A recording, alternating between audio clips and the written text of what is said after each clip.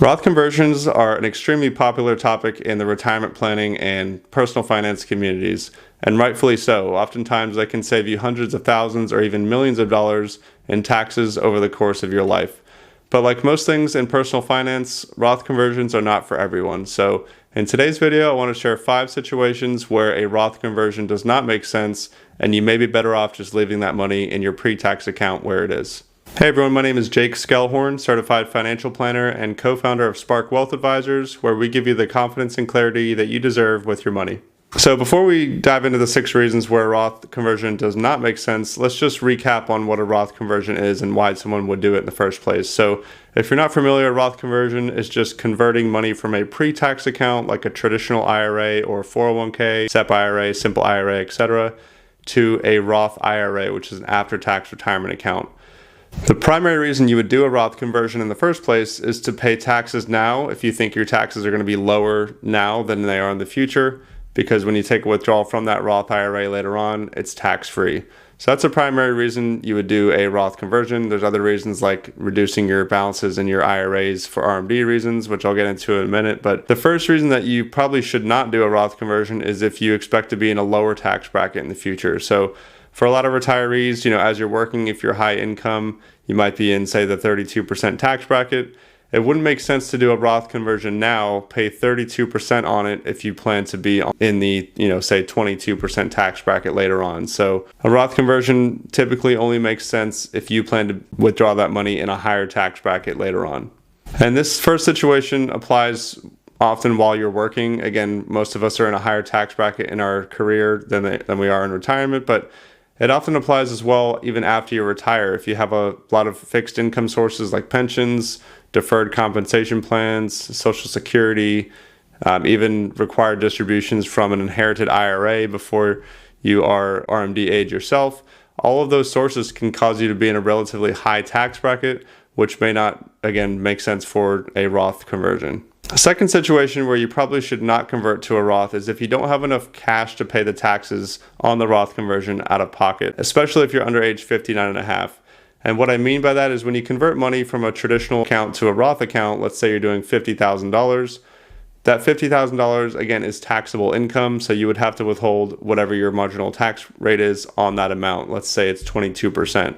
So that $11,000 of tax withholding, you ideally want to pay out of pocket from a after-tax account like a checking or savings account or a taxable brokerage account, so that full $50,000 can go into the Roth IRA and grow tax-free. If you have to withhold that money from the traditional IRA when you convert it, well then you're only going to have $39,000 available in that Roth IRA. So having less in that Roth IRA means you're going to have less money growing and compounding long term.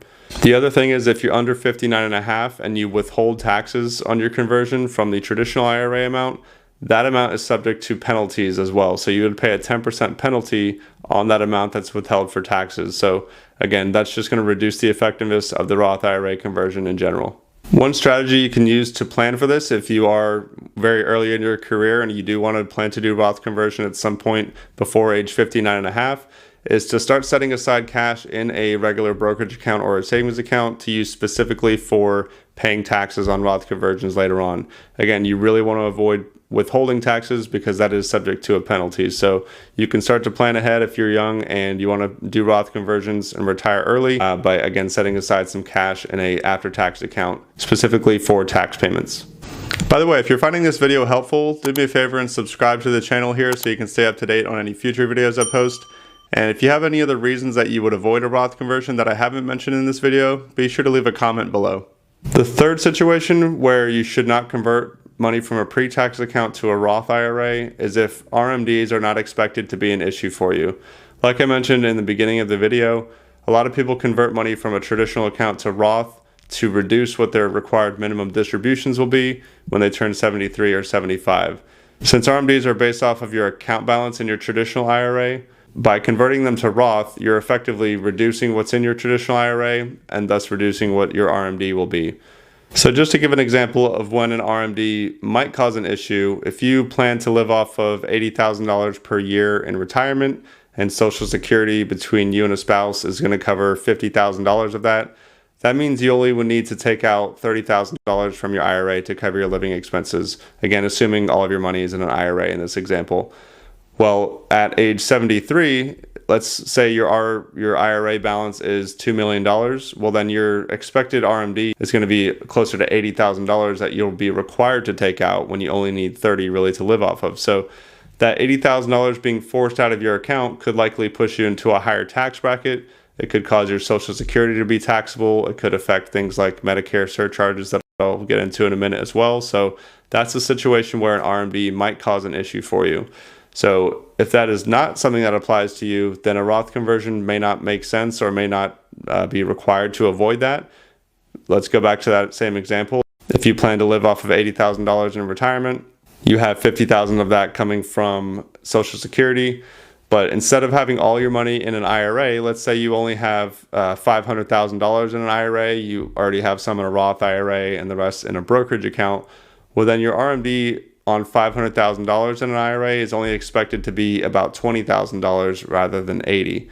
So again, you already need to take out $30,000 from your accounts to live off of. Your RMD is really not going to push you into a higher tax bracket than you already would have been because you needed that money anyway. One caveat I will say to this one is that consider what the RMD will do to the surviving spouse in the event that one of you were to pass away.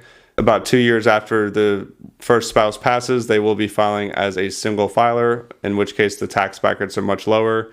The RMD could have a much bigger effect on their taxable income, their Social Security, things like that. So keep that in mind when it comes to RMDs and Roth conversions. The fourth situation where a Roth conversion may not make sense revolves around healthcare expenses. The first part of that would be qualifying for the premium tax credit as it relates to ACA. So there are certain income limits to where you would no longer get a tax credit for your marketplace health plan, and converting to Roth does increase your modified adjusted gross income. So if you do that, you may have a higher monthly payment for your health insurance plan. The second part to that would be for Medicare. If you are age 65 or older and you are using Medicare, keep in mind that converting money from a traditional to a Roth IRA again does affect your modified adjusted gross income, which is what is used to determine whether you pay a Medicare surcharge or not, which is known as IRMA.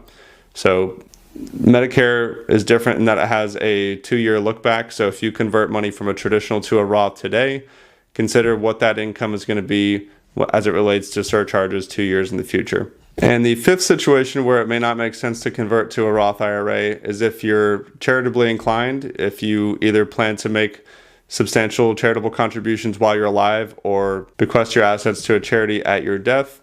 Roth conversion would not make sense in that situation because at age 70 and a half, first of all, you can do what's called a qualified charitable distribution, which is where you send money directly from your IRA to a charity completely tax-free.